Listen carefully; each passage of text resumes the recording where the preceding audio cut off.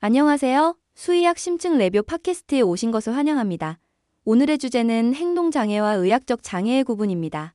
이 주제는 임상 현장에서 동물의 이상 행동을 평가할 때 매우 중요한 개념을 다루며 증상의 혼동을 줄여 올바른 진단과 치유 방향을 결정하는 데 큰 역할을 합니다. 안녕하세요. 김 교수입니다. 오늘 우리가 다룰 주제는 행동 문제의 원인이 순수한 정신적 장애인지 아니면 통증이나 위장질환과 같은 의학적 문제와 연관된 것인가를 구분하는 것입니다. 특히 불안 증상, 과도한 행동 및 구체적인 행동 패턴의 변화를 살펴보며 임상적 접근법을 상세하게 논의해 보겠습니다. 안녕하세요. 박 원장입니다. 실제 진료 현장에서 종종 마주치는 사례를 토대로 행동장애와 의학적 장애를 구분하는 것이 얼마나 중요한지 경험을 바탕으로 말씀드리겠습니다. 오늘 이론과 실제 사이의 간극을 메우는 유익한 논의가 되길 기대합니다. 그럼 먼저 본격적으로 행동장애와 의학적 장애의 구분의 기본 개념과 임상적 중요성에 대해 알아보겠습니다. 먼저 오늘 주제인 행동장애와 의학적 장애의 구분은 동물의 행동이 상황에 맞지 않게 변화할 때 이를 단순한 불안 장애로 볼 것인지 또는 통증이나 내과적 문제와 연관지어 평가할 것인지를 결정하는 데 목적이 있습니다. 임상 핵심 포인트로 행동의 부적절성, 비정상적인 순서, 과도한 빈도와 지속 시간 등이 관찰되면 반드시 주의 깊게 평가해야 합니다. 저도 현장에서 종종 경험하는데요. 예를 들어 강아지가 갑자기 공격적이거나 자기 자신을 상해하는 행동을 보일 때 단순히 행동 문제로 치부하기보다는 통증이나 위장질환 같은 의학적 원인을 함께 고려해야 합니다. 연구에 따르면 불안장애를 지닌 강아지 중 약 29%는 동반된 위장 증상을 보였다는 사례도 있었습니다. 정확합니다. 행동장애는 일반적으로 상황과 맥락의 부적절한 행동 패턴으로 나타납니다. 반면 의학적 장애, 예를 들어 통증이나 내과적 문제가 있는 경우에도 비슷한 행동이 나타날 수 있지만 추가적인 신체 증상과 병력 자료가 동반된다 점이 차별화 포인트입니다.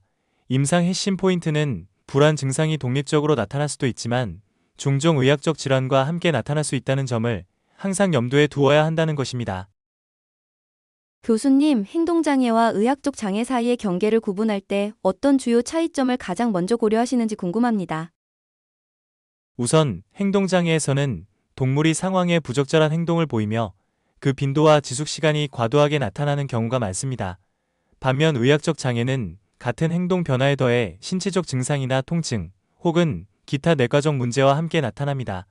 예를 들어 반복적인 표면 핥기나 플라이 바이팅과 같은 행동은 위장 질환이나 위장 내 이물질의 존재와 연관될 수 있으므로 이러한 세부 사항을 확인하는 것이 핵심입니다. 실제 사례로 한 강아지가 주인 보제 시 파괴적 행동을 보였다고 보고된 적이 있었습니다. 그러나 집에서 녹화한 영상을 통해 해당 강아지가 본래 평소 활발하게 활동하는 모습과는 달리 과도한 입술 핥기 및 하품 같은 불안 징후와 함께 나타난 것을 확인할 수 있었습니다. 이는 단순한 분리불안뿐만 아니라 내과적 문제가 동반되었을 가능성을 시사했습니다. 임상 핵심 포인트로 변형된 행동 패턴을 평가할 때는 무료 행동 평가와 구체적인 상황별 반응을 체계적으로 확인하는 것이 매우 중요합니다. 영상 분석 연구에서는 일부 강아지가 평소처럼 놀지 않고 귀를 뒤로 젖히며 입술을 핥거나 하품을 하는 경우가 발견되었는데 이는 불안 증상의 미묘한 표현으로 볼 수 있습니다. 이와 같이 철저한 행동 평가와 병력 정치는 진단에서 중요한 역할을 하겠군요. 그렇다면 구체적인 진단적 접근은 어떻게 진행되어야 할까요? 진단적 접근은 여러 단계로 나뉩니다. 첫 번째 단계는 동물의 전반적인 행동 양상과 그 행동이 나타나는 구체적인 상황, 즉 행동이 적절한 맥락에서 나타나는지 여부를 확인하는 것입니다. 두 번째로 신경학적 검사 등 기본 임상 검진을 통해 구조적 문제를 배제해야 합니다. 특히 개와 고양이의 종특이적 행동 양상과 구체적인 수치, 예를 들면 행동의 빈도나 지속 시간 등을 정량적으로 평가함으로써 더욱 정확한 진단에 접근할 수 있습니다. 현장에서는 보호자와의 소통이 결정적인 역할을 합니다. 보호자로부터 받는 상세한 병력 자료와 일상에서의 행동 변화 기록은 단순한 불안 증상과 통증 혹은 내과적 문제를 구분하는 데 큰 도움이 됩니다. 또한 반복적인 구강 행동, 예를 들어 피카, 플라이 바이팅, 그리고 자기 손상 같은 행동은 단순한 행동 장애로 오인하기 쉽지만 실제로는 위장 질환이나 신경학적 문제를 암시할 수 있습니다. 임상 핵심 포인트로 이러한 행동이 동반된 다른 신체 증상들을 함께 평가하는 것이 매우 중요합니다. 그렇다면 이러한 사례들에 대해 치료적 접근은 어떻게 진행되고 있나요? 교수님께서 구체적인 진단 및 치료 알고리즘을 설명해 주실 수 있을까요? 치료적 접근은 먼저 의학적 원인과 행동적 원인을 모두 평가한 후 진행됩니다.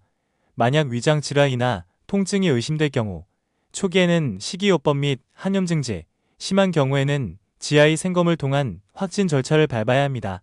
반면 전형적인 불안장애로 판단될 경우에는 항불안제와 행동 교정 훈련의 병행이 필요합니다. 여기서 중요한 것은 각 행동 변화에 대해 구체적인 용량과 투여 기간, 그리고 투여 경로를 명확히 하는 것입니다. 저는 현장에서 여러 번 경험했듯이 한 번의 치료 접근이 항상 성공적이지 않기 때문에 치료 후에도 반드시 행동의 변화를 면밀히 모니터링해야 한다고 생각합니다. 예를 들어 한 강아지에서 프레드니솔론을 사용해 IBD를 치료한 후 피카 증상이 개선되었으나 용량이 줄어들면 다시 증상이 나타나는 경우처럼 말이죠. 임상 핵심 포인트로 치료 전후의 변화 모니터링이 반드시 필요합니다. 또한 약물 치료뿐만 아니라 보호자와의 소통 및 비약물적 중재도 함께 고려되어야 하며, 이는 환자의 전반적인 삶의 질 개선으로 이어집니다. 때때로 임상 현장에서 유머러스한 일화도 스트레스를 덜어주는 역할을 하죠. 교수님이나 원장님께서 이런 상황과 관련된 재미있는 경험이 있으시다면 나눠주실 수 있나요? 한 번은 분명 불안장애로 진단한 강아지가 있었는데 보호자의 초기 호소와 달리 집에서 녹화한 영상에서는 전혀 불안한 모습 없이 편안하게 노는 모습이 포착된 적이 있습니다. 그때 저는 문제는 실제 행동이 아니라 입력된 정보에 오류가 있었다는 점을 깨달았고, 이런 경험이 오히려 우리에게 객관적인 자료의 중요성을 일깨워 주었습니다.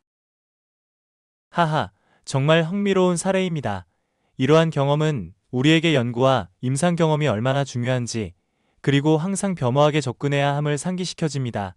최신 연구 동향 또한 행동장애와 의학적 장애의 경계를 보다 명확히 하고 있으며, 특히 GI 질환과 관련된 행동 변화, 예를 들어 과도한 표면 핥기나 플라이 발팅에 대한 구체적인 수치와 사례들이 주목받고 있습니다. 이처럼 최신 연구 결과와 현장의 경험을 토대로 앞으로 임상 실무에서도 더욱 효율적인 진단 및 치료 접근법을 적용할 수 있을 것 같습니다. 맞습니다. 각 케이스마다 세밀한 접근을 통해 단순한 행동 문제를 넘어서 전체적인 건강 상태를 평가하는 것이 중요합니다. 이러한 다각도의 접근법이 궁극적으로 환자의 치료 결과 개선과 삶의 질 향상으로 이어집니다. 결국 우리의 목표는 환자의 전반적인 삶의 질을 개선하는 것입니다. 이를 위해서는 상황에 맞는 행동평가, 의학적 검진, 체계적인 치료, 그리고 지속적인 모니터링이 필수적입니다.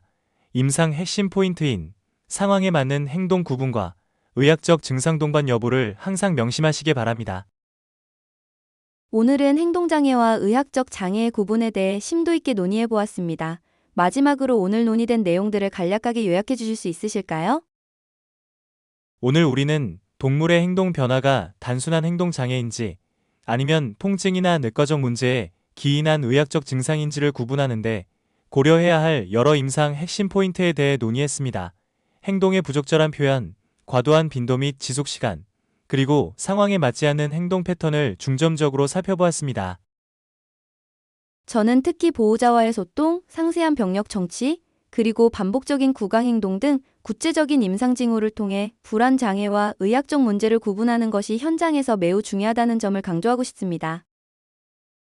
김 교수님, 박 원장님, 오늘 귀중한 시간 내주셔서 정말 감사합니다.